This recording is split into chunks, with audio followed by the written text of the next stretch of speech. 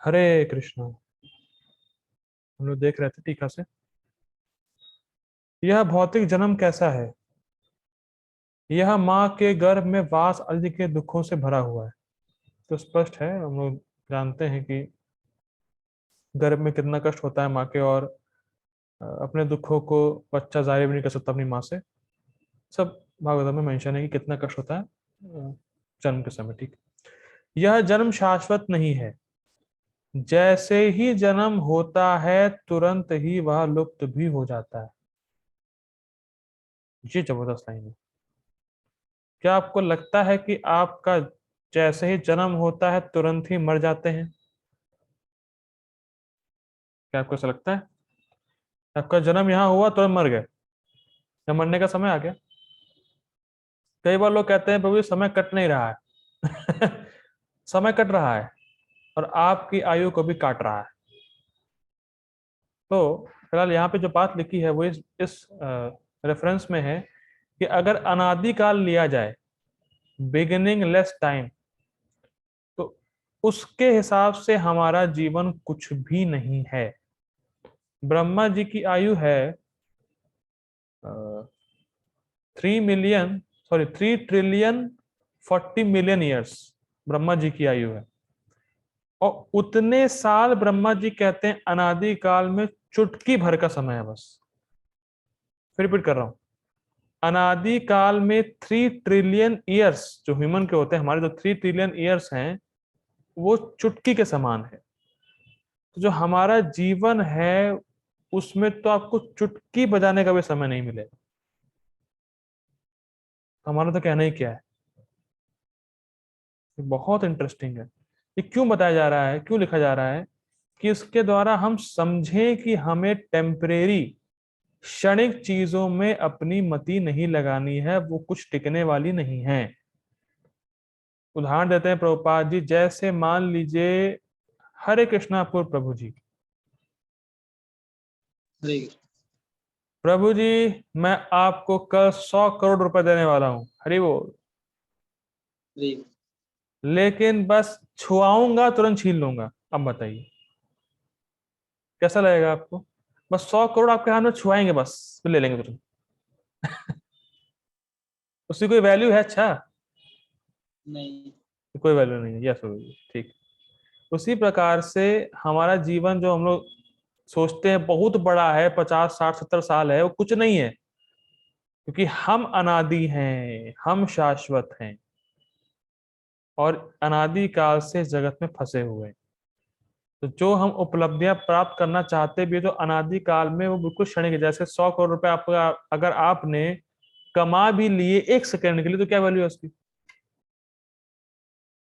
कभी कभी हम देखते हैं कि जब कुछ हम सपना देखते हैं, हमें लगता है सपना बड़ा लंबा चल रहा है, क्योंकि सपना बड़ा छोटा होता है। जैसे सपना टूटा कुछ नहीं है।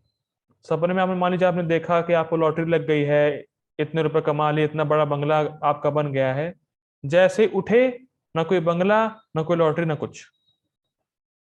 उसी प्रकार से हमारा ये जीवन है, बिल्कुल क्षणिक। जैसे जन्म हुआ है, जैसे मान लीजिए अगर आपकी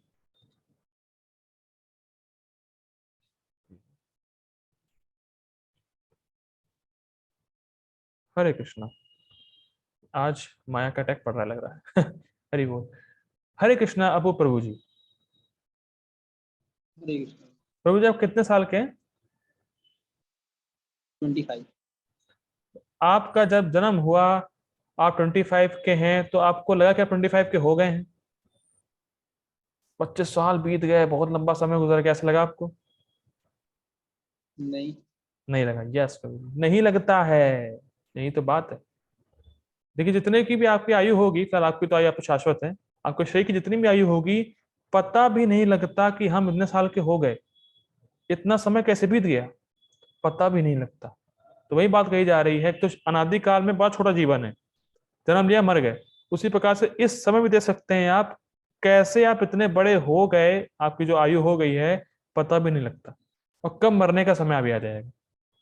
तो इसी तो बात कही जा रही है कि टेम्परेरी चीजों में अपनी मति ना लगाएं, और इसी समय इस क्षणिक क्षण में भी अगर आपने अपनी मति भगवान में लगा दी, तो आपको शाश्वत स्थान प्राप्त हो जाएगा। ये फायदा है। फायदा ये है, क्षणिक चीज इकट्ठा करने जाएंगे, सब कुछ लुप्त हो जाएगा। उस समय अगर आपने भगवान में मति लगा दी अपनी, उसी छोटे से समय में, अनादि काल के समय में क्षण भर अगर आपने भगवान में अपनी मति लगा दी, तो उससे आपको शाश्वत स्थान प्राप्त हो जाएगा। तो चुनाव कर लेना चाहिए कि हमें अपनी मति कहाँ लगानी है। ये बात कही जा रही है यहाँ पे। ठीक है, आगे पढ़ते हैं। भक्त दोबारा जन्म नहीं लेते हैं, क्योंकि वह परम सिद्धि रूपी मुझको प्राप्त कर लेते हैं। तो यहाँ पे समसिद्धिम का अर्थ बता रहे हैं। इस समसिद्धिम का अर्थ क्या है? समसिद्धि का अर्थ है कि वो भगवान के प्रेम को प्राप्त कर लेते हैं। भगवान के प्रेम को प्राप्त कर लेते हैं। कहा जा रहा है ना, परम सिद्धि रूपी मुझको प्राप्त, मतलब भगवान के प्रेम को व्यक्ति प्राप्त कर लेता है, वो है समसिद्धि।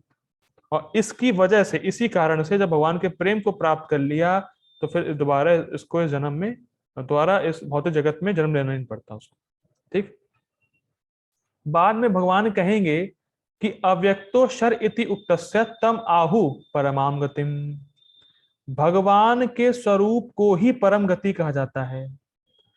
क्या क्या था शब्द यहाँ पे? समसिद्धिम परमाम गतः।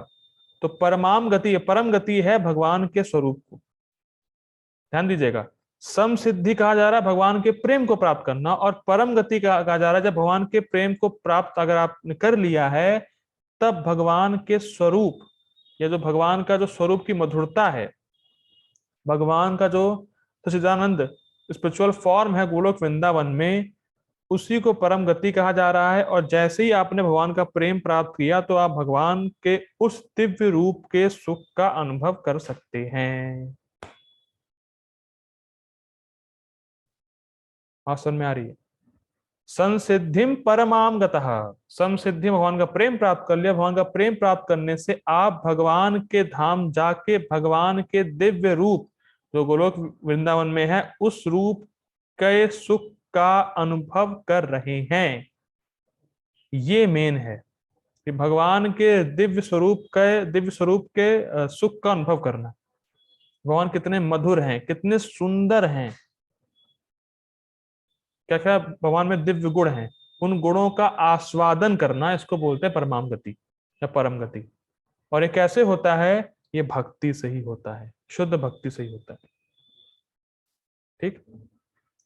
भगवान के स्वरूप को परम गति कहा जाता है, और वह शाश्वत है और भौतिक दृष्टि के समक्ष प्रकट नहीं होते। भगवान का स्वरूप जो दिव्य स्वरूप है, भौतिक दृष्टि से आप देख नहीं सकते। ठीक है। अब प्रश्न आता है, कैसे लोग उसको प्राप्त करते हैं? कैसे लोग मुझे प्राप्त करते हैं? देखिए, वे बड़े उदार मन वाले हैं। इसका अर्थ है कि वह मुझ पर ही अपने मन को केंद्रित करते हैं, जो ज्ञान और आनंद का समुद्र है, और जो अपने भक्ति पर कृपा करने के प्रति अभिमुख हैं, और जो पूरी तरह से अपने भक्तों पर निर्भर करते नहीं रहते हैं। क्या है? देखिए, अब यहां पे कहा गया था महात्मा, तो भक्तों को महात्मा कहते हैं। क्यों? क्योंकि भक्त अपने मन में भगवान को धारण करे रहते हैं। भक्त के हृदय में भगवान निवास करते हैं, और भक्त उनको देख पाता है, और भगवान सबसे महान है। ठीक। तो इसलिए कहा जा रहा है कि महात्मा, महान आत्मा, मतलब अपने मन में भगवान को धारण किए तो सबसे महान है। अब यहां बोला जा रहा है वे उदार मन वाले हैं। उदार मन वाले मतलब है, उदार का मतलब होता है कि वो इस जगत में किसी भी व्यक्ति से ईर्ष्या नहीं करते। पापा जी जगह बोलते हैं लेक्चर में, this Krishna consciousness movement is for non envious people.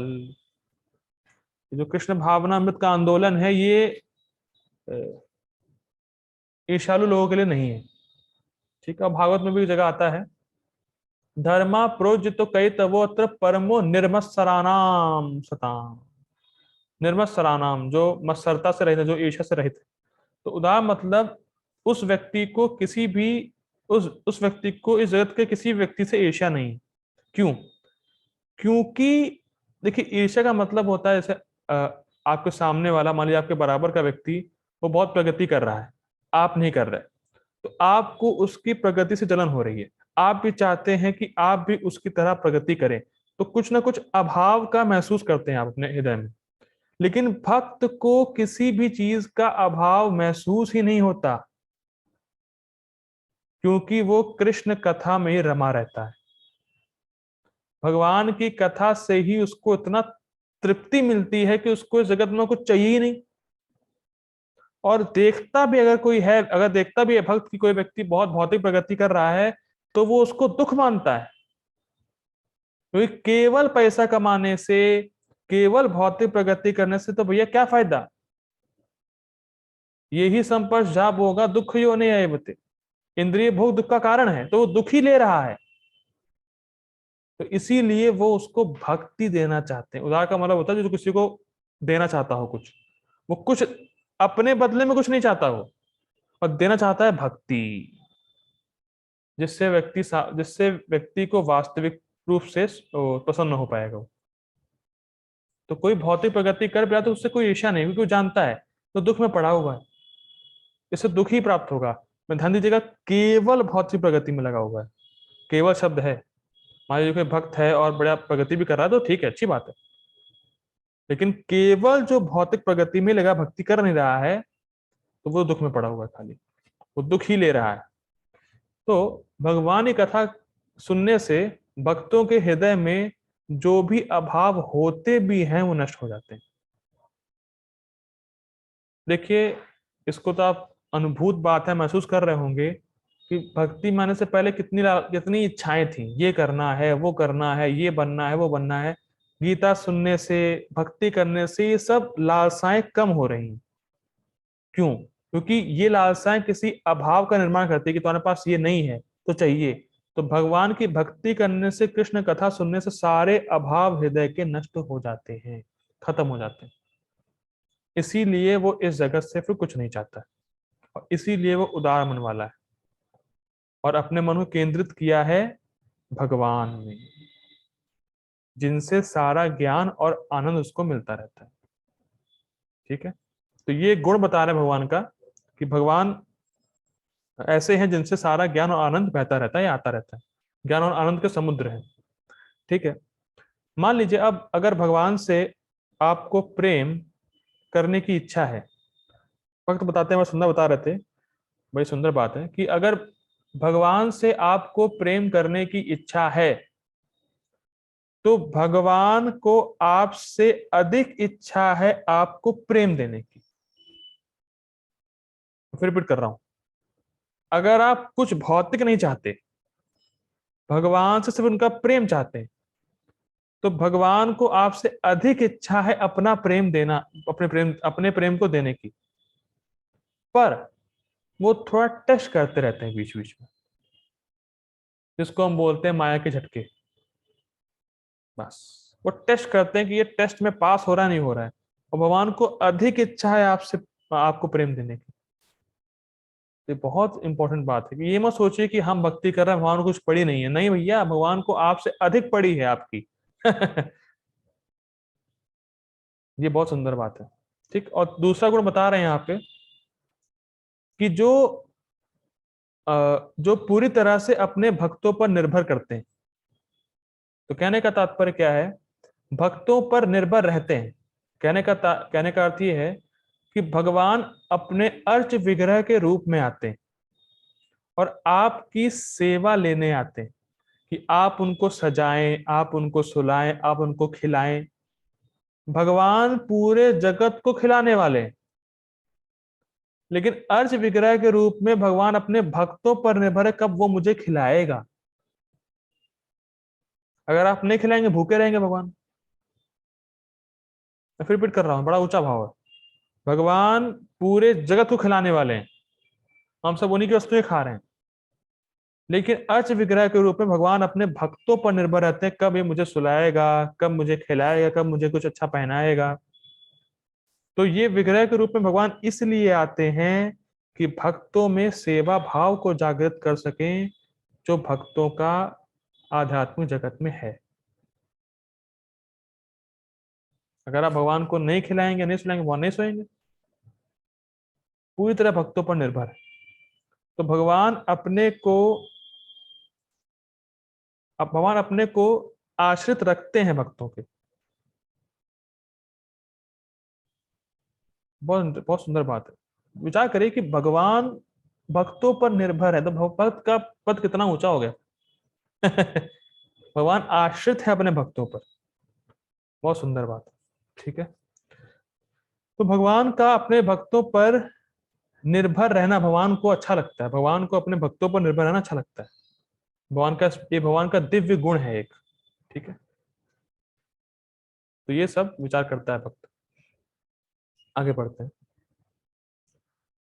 अब ये बहुत सुंदर बात कह रहे हैं कि भैया जो शुद्ध भक्त है वो जब भगवान की भक्ति करेगा तो बहुत सी चीजें उसको मिलेंगी बदले में, लेकिन we have to be very conscious कि हमें डेविएट नहीं होना है। तो ये क्या बात है? वह सृष्टि आदि सिद्धियों को महत्व नहीं देते और वे मुझे ही अपने जीवन को धारण करने वाली दवा के रूप में लेते हैं। वाह, क्या टीका है। अगर भगवान को प्राप्त नहीं, अगर मैं भगवान को प्राप्त नहीं कर पाया, भगवान अगर प्राप्त नहीं हुए तो मैं मर जाऊंगा। अगर मैं भगवान को प्राप्त नहीं कर पाया, भगवान पर प्राप्त नहीं हुए, भगवान को प्राप्त नहीं होगा अगर व्यक्ति, तो मैं मर जाऊंगा भैया। तो दवा है ये, भगवान को प्राप्त करने की दवा से भक्त जी रहा है कि एक दिन मैं भगवान का प्रेम प्राप्त कर लूंगा, एक दिन मैं भगवान को देख लूंगा, एक दिन मैं भगवान की सेवा में लगूंगा। ये दवा है उसकी, इसीलिए जी रहा है वो। बेसिकली भक्ति करने के लिए जी रहा है। ये बात है सिंपल। उसके जीने की दवा क्या है? भक्ति, भगवान की सेवा, भगवान का प्रेम प्राप्त करना। इतना सुंदर है।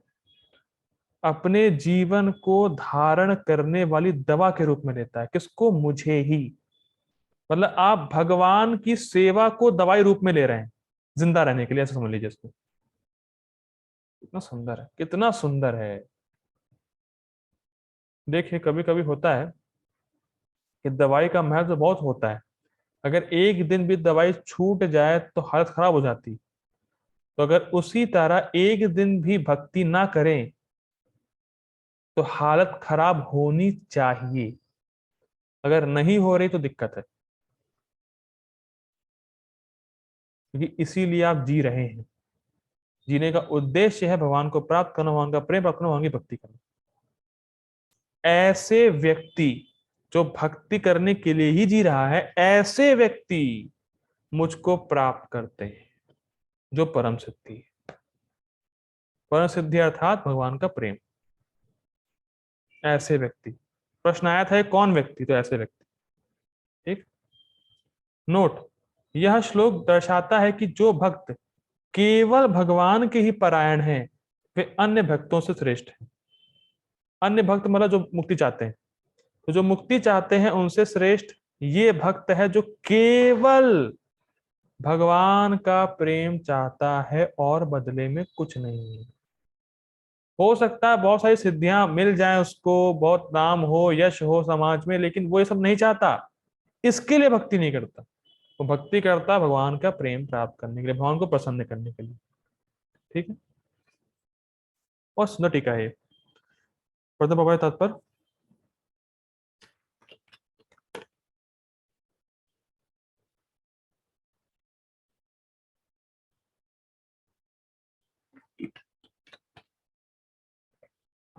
Purport by His Divine Grace A.C. Bhaktivedanta स्वामी श्रील प्रभुपाद की जय। सो सिंपल है, प्रभुपाद ने टीका से फॉलो किया है। चूंकि यह नश्वर जगत जन्म जरा तथा मृत्यु के क्लेशों से पूर्ण है, अतः जो परम सिद्धि प्राप्त करता है और परम लोक कृष्ण लोक के गोलोक वृंदावन को प्राप्त होता है, वह वहां से कभी वापस नहीं आना चाहता। क्यों? क्या दिक्कत है? भैया वहां आनंद सुख मिल रहा है, वहां वो खुश है, तो क्यों आएगा दुख भोगने के लिए? भाई अगर आप 4 मंजिले बंगले में हैं और अच्छे खासे रह रहे हैं, तो क्यों जाएंगे झोपड़ी में रहने के लिए? सिंपल है। तो ये वही बात हो रही है। इस परम लोक को वेदों में अव्यक्त, अक्षर तथा परमागति कहा गया है, पढ़ चुके हैं हम लोग टीका में। दूसरे शब्दों में यह लोक हमारी भौतिक दृष्टि से परे है और अवर्णनीय है, किंतु यह चरम लक्ष्य है जो महात्माओं का गंतव्य है। ध्यान दीजिएगा, भौतिक दृष्टि से परे है, इसका मतलब ये नहीं है कि है नहीं। तो फिर रिपीट कर रहा हूं, भौतिक दृष्टि से परे है, हम उसको देख नहीं रहे हैं या देख नहीं सकते, तो इसका मतलब ये नहीं कि है नहीं।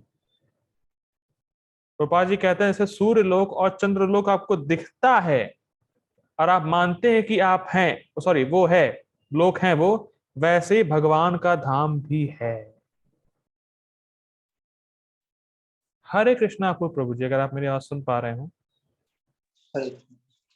प्रभु जी सूर्य लोक सूर्य है, कैसे पता चला आपको? आपने एक्सपेरिमेंट किया था?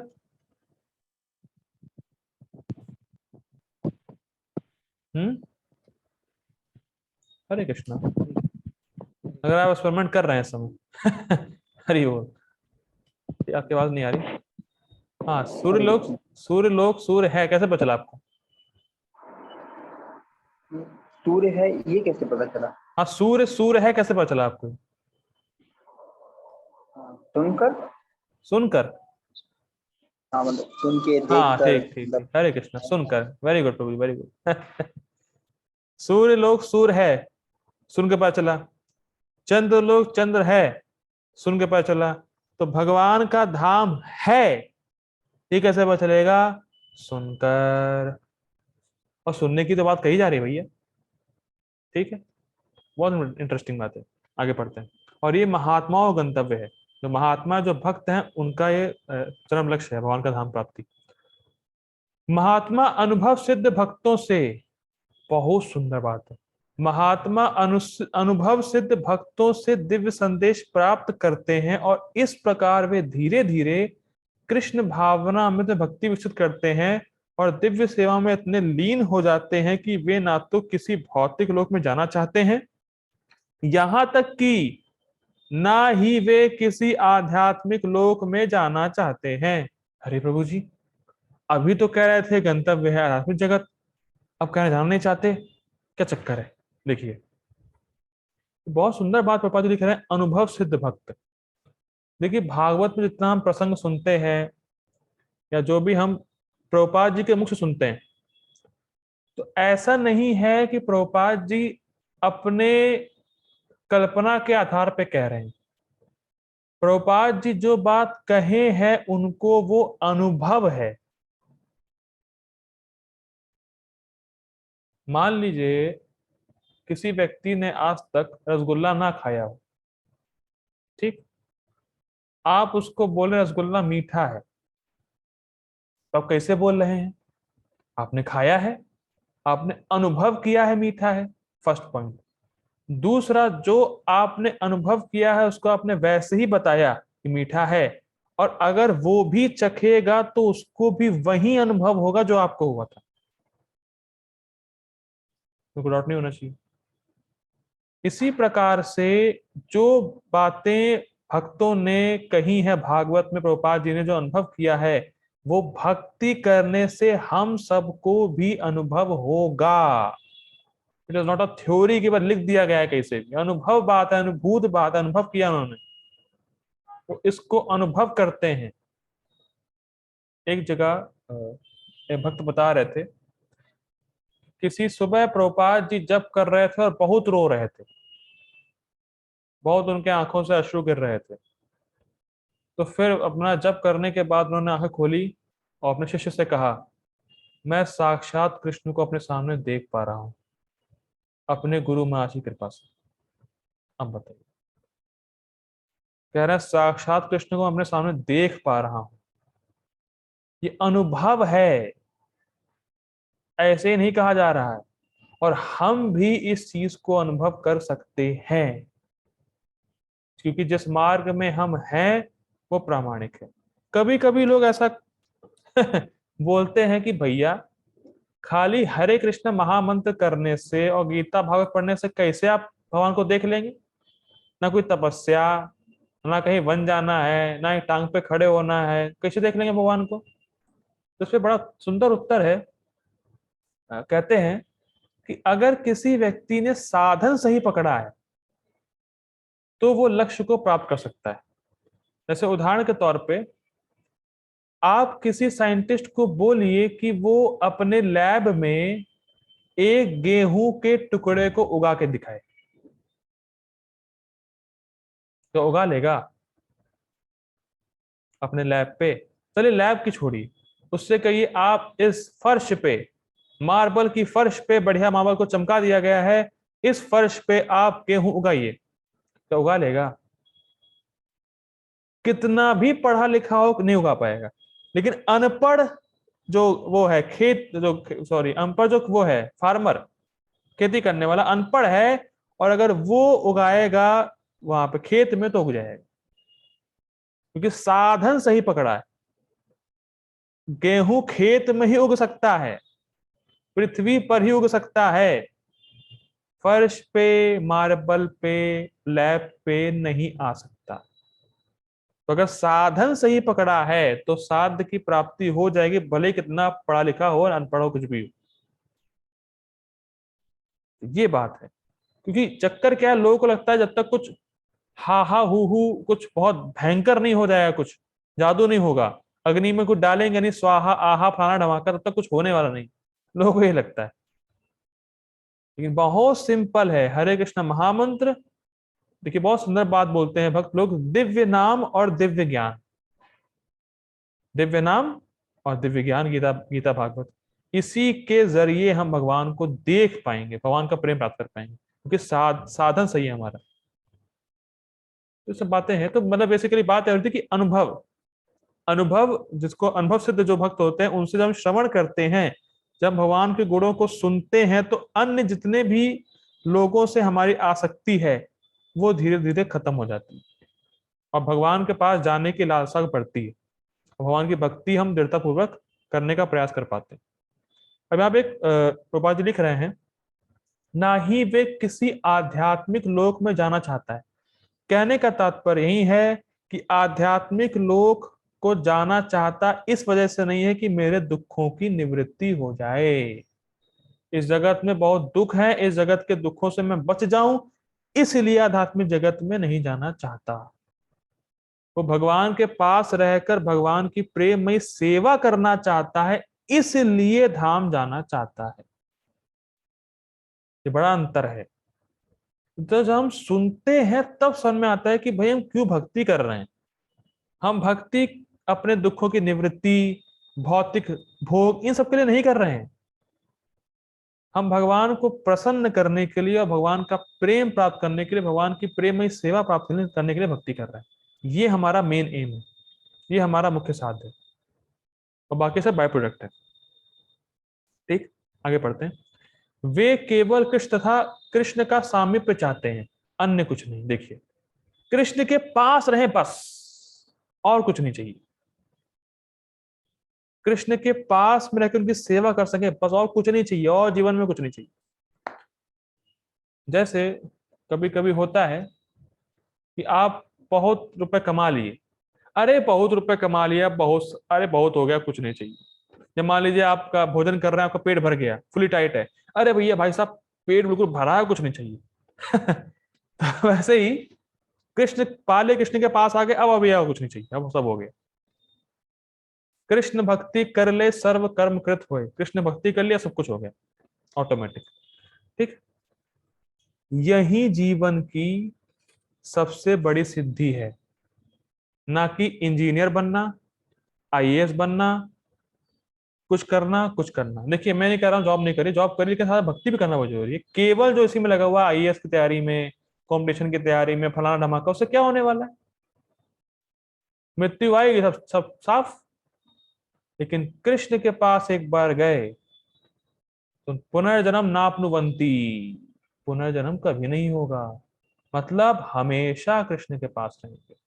ये कॉन्ट्रैक्ट लाइफ टाइम का है, जीवन के साथ भी, जीवन के बाद भी। ये है असली चीज। जो टाइटल उन्होंने रखा है, लोन का एसबीआई बैंक ने रखा है, वो चुराया हुआ है।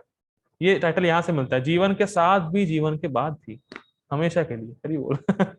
आगे पढ़ते हैं। इस श्लोक में भगवान कृष्ण के सगुणवादी भक्तों का विशेष रूप से उल्लेख हुआ है। ये भक्त कृष्ण भावना अमृत में जीवन की परम सिद्धि प्राप्त करते हैं। दूसरे शब्दों में वे सर्वोच्च आत्माएं हैं। तो जो सर्वोच्च आत्माएं हमारे सामने मौजूद हैं, उनको दंडवत प्रणाम। आप सब सर्वोच्च आत्माएं हैं। क्योंकि आप कृष्ण भावना अमृत में लगे हुए हैं। देखिए, बहुत सुंदर बात है। जब हम भगवान का प्रेम चाहते हैं, तो भगवान सोचते हैं या कहते हैं कि अरे यार, ये क्या मांग रहा है, ये क्या चाह रहा है यार। सब मुझसे कुछ भौतिक भोग चाहते हैं, सिद्धि चाहते हैं, मुक्ति चाहते हैं, क्या मांग रहा है, प्रेम मांग रहा है, इतनी उच्च वस्तु मांग रहा है, टॉप मोस्ट चीज।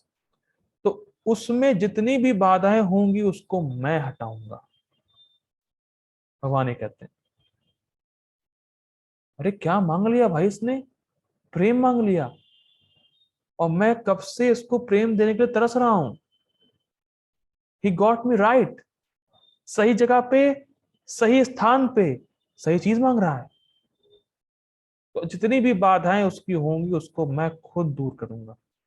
तो देखिए, भक्ति में जो भी बाधाएं आपको आ रही हैं, तो एक बात समझ लीजिए, भक्ति में बाधाएं देने वाले कृष्ण ही हैं, जिससे कि उन बाधाओं से आपका कृष्ण से विमुखता और कम हो, कृष्ण के और आप पास जा सकते। भले ही हम इसको ना देख पा रहे, हम दुख देख रहे हैं, लेकिन जो भी बाधाएं आ रही हैं भक्ति के जीवन में, उससे आप कृष्ण के पास और जा रहे हैं, क्योंकि कृष्ण वही चाहते ही है ना। तो भगवान जो भी बाधाएं होंगी, जो भी बाधाएं जो भगवान से आपको दूर ले जाएं, उसको नष्ट कर देंगे हमेशा के लिए। क्योंकि हम टॉप मोस्ट पथ पर हैं। और जो इस पथ को देखिए, अब अभी हम लोग पढ़ेंगे गीता में 12.20 श्लोक में, भगवान कहते हैं जो भी इस भक्ति के पथ को स्वीकार कर लिया। भाई, जैसे एक तो है कि अपने गंतव्य को पहुंच गया, भाई गंतव्य तक पहुंचने की बात हटाइए, वो रोड पर आ गया है, वो भक्ति के रोड पर आ गया है, तो भगवान उससे बहुत प्रसन्न होते हैं। जिसने भक्ति के पथ को स्वीकार भी कर लिया है, भगवान का वो बड़ा प्रिय हो जाता है। तो जो भक्ति के पथ पे चल रहा है, वो कितना प्रिय होगा। जो अभी आया है, वो तो भगवान को बड़ा प्रिय है ही है, और जो चल रहा है मंजिल की तरफ, वो कितना प्रिय होगा। और भगवान सारी बाधाएं नष्ट कर देंगे, एक के बाद एक, एक के बाद एक। और आप देखते होंगे अपने जीवन में, भक्ति में जितनी बाधाएं थी, धीरे धीरे टाइम बीत रहा है, तो बाधाएं कम हो रही हैं। ऐसा नहीं खाली थ्योरी है, कम हो रही हैं। बस टिके रहिए भक्ति में, रोड को छोड़ के मत जाइए। फ्लाइट में बैठ गए हैं तो पहुंच जाएंगे भैया, फिर डन है। अब फ्लाइट से कूद जाएंगे तो कैसे बैठेंगे, कैसे पहुंच पाएंगे। तो फ्लाइट में बैठे रहिए, भक्ति करते रहिए, एक दिन सारी बाधाएं नष्ट हो जाएंगी, भगवान का प्रेम प्राप्त होकर भगवान के पास में होंगे, और उनकी प्रेम में सेवा कर रहे हैं। क्योंकि बहुत सुंदर ये अध्याय है, 8वां अध्याय। कितनी भक्ति की महिमा सीखने को मिल रही है हमारे, हमें इन सब अध्यायों में, श्लोकों में। ठीक है, हम ये रुकते हैं फिर आज। हरे कृष्णा।